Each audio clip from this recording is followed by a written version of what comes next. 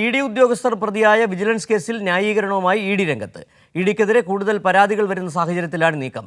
പരാതി നൽകിയ വ്യവസായിയെ അനീഷ് ബാബുവിനെതിരെ തെളിവുണ്ടെന്നും അനീഷ് ബാബു നടത്തുന്നത് മാധ്യമങ്ങൾ ഉപയോഗിച്ചുള്ള വിചാരണയെന്നും ഇ.ഡിയുടെ ആരോപണം.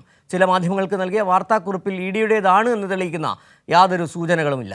വിവരങ്ങളുമായി തിയോഫിൻ ചേരുന്നുണ്ട് കൊച്ചിയിൽ നിന്നും. തിയോഫിൻ, ഇത് ഇ.ഡിയാണ് പറഞ്ഞത് എന്നതിന് യാതൊരു തെളിവുമില്ല എന്നത് ശരിയാണ്. ഒന്നുകിൽ ഇ.ഡിയുടെ ലെറ്റർ പാഡിലായിരിക്കണം, ഔദ്യോഗികമായി ആരെങ്കിലും ഒപ്പുവെച്ചിട്ടുണ്ടായിരിക്കണം.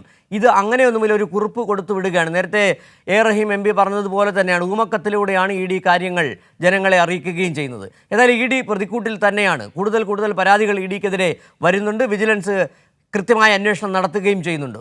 ഏതായാലും ഇ.ഡി കൃത്യമായ ഇ.ഡിയുടെ ബന്ധപ്പെട്ട അധികൃതർ എന്താണ് ഈ വിഷയവുമായി ബന്ധപ്പെട്ട് ഉയർന്നു വന്നിരിക്കുന്ന ആരോപണങ്ങൾ, അതിലൊരു വിശദീകരണം നടത്തേണ്ടതുണ്ട്.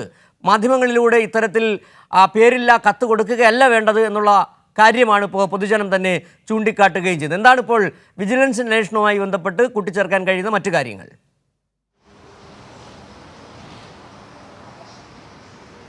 സിജു, ഇ.ഡിയുടെ ഭാഗത്തുള്ള പ്രതികരണത്തിൽ ആധികാരികം എന്ന് പറയാവുന്ന രീതിയിലുള്ള ഒരു പ്രതികരണമില്ല. അവർ നേരിട്ട് ഏതെങ്കിലും മാധ്യമങ്ങളോട് സംസാരിക്കുകയോ അല്ലെങ്കിൽ കൃത്യമായി ഇ.ഡിയുടേത് എന്ന് ഉറപ്പിക്കാവുന്ന രീതിയിലുള്ള ഒരു ഔദ്യോഗിക കുറിപ്പോ നൽകിയിട്ടില്ല. പക്ഷേ ഒരു വാർത്താക്കുറിപ്പ് ചില മാധ്യമങ്ങൾക്ക് ഇന്നലെ വൈകിട്ട് നൽകിയിരുന്നു. അത് ഇ.ഡി ഉദ്യോഗസ്ഥർ നേരത്തെ തന്നെ വാർത്തകൾ പലപ്പോഴും തങ്ങൾക്ക് താല്പര്യമുള്ള രീതിയിൽ വാർത്തകൾ ചോർത്തി നൽകാറുള്ള അത്തരം മാധ്യമങ്ങൾക്ക് മാത്രം നൽകിയിട്ടുള്ളതാണ്. ഒരു ഡോക്യുമെൻ്റ് രൂപത്തിൽ അയച്ചു കൊടുത്ത ഒരു മാറ്ററാണ്. ഇംഗ്ലീഷിൽ തയ്യാറാക്കിയിരിക്കുന്ന ഈ മാറ്ററിൽ ഇ.ഡിയുടെ ലോഗോ ഇല്ല, ആരുടെയും പേര് വെച്ചിട്ടില്ല. അങ്ങനെയെങ്കിൽ ഔദ്യോഗികമായ ഒരു കുറിപ്പ് തയ്യാറാക്കണമെങ്കിൽ അതിനൊരു പബ്ലിക് റിലേഷൻ ഓഫീസറോ അല്ലെങ്കിൽ ഒരു കൃത്യമായ ഒരു ആധികാരിക സ്ഥാനമുള്ള ഒരു ഉദ്യോഗസ്ഥനോ അത് ഉറപ്പുവരുത്തണോ. കുറഞ്ഞ പക്ഷം ആ ഉദ്യോഗസ്ഥൻ്റെ ഒരു പേരെങ്കിലും അല്ലെങ്കിൽ സ്ഥാനപ്പേരെങ്കിലും അതിന് താഴെ ഉണ്ടായിരിക്കേണ്ടതാണ്. അങ്ങനെയൊന്നും ഉള്ള രേഖയല്ല ഇത്. ലോഗോ ഇല്ല. ഇ.ഡിയുടെ മറ്റ് ഔദ്യോഗിക ഏതെങ്കിലും പേജിലോ സമൂഹ മാധ്യമ പേജിലോ എക്സിലോ മറ്റോ എവിടെയും ഇത്തരത്തിലൊരു കുറിപ്പ് പ്രത്യക്ഷപ്പെട്ടിട്ടുമില്ല. അങ്ങനെയെങ്കിൽ ഔദ്യോഗികമായി സാധാരണ ഇ.ഡി ഇറക്കുന്ന കാര്യങ്ങൾ അല്ലെങ്കിൽ ഇ.ഡിക്ക് വിശദീകരിക്കേണ്ട കാര്യങ്ങൾ പലപ്പോഴും എക്സിലൂടെ വിശദീകരിക്കാറുണ്ട്. എക്സിലൂടെ വിശദീകരിച്ചാൽ നമുക്കത് അവരുടെ പേജിൽ തന്നെ വരുന്ന ഒരു വസ്തു അത് അല്ലെങ്കിൽ അത്തരത്തിലൊരു വിശദീകരണമോ മറ്റു കാര്യങ്ങളോ ഉണ്ടെങ്കിൽ അത് നമുക്ക് ആധികാരികമെന്ന് പറയാവുന്നതാണ്. പക്ഷേ ഈ ഒരു രേഖ ആധികാരികമെന്ന് പറയാൻ കഴിയില്ല. പക്ഷേ തങ്ങളുടെ ഭാഗം വിശദീകരിക്കുന്നതിന് ഒരുപക്ഷെ ഇ.ഡിയുടെ ഉന്നത ഉദ്യോഗസ്ഥർക്കെതിരെ കൂടുതൽ ആരോപണങ്ങൾ വരുന്നു. ഇ.ഡി പ്രതിക്കൂട്ടിലായിക്കൊണ്ടിരിക്കുന്ന സാഹചര്യത്തിൽ അതിൽ നിന്ന് തലയൂരാനുള്ളൊരു തന്ത്രമാണ്, വാർത്തകൾ സൃഷ്ടിച്ച് തലയൂരാനുള്ളൊരു തന്ത്രമാണെന്ന് വേണം കരുതാൻ.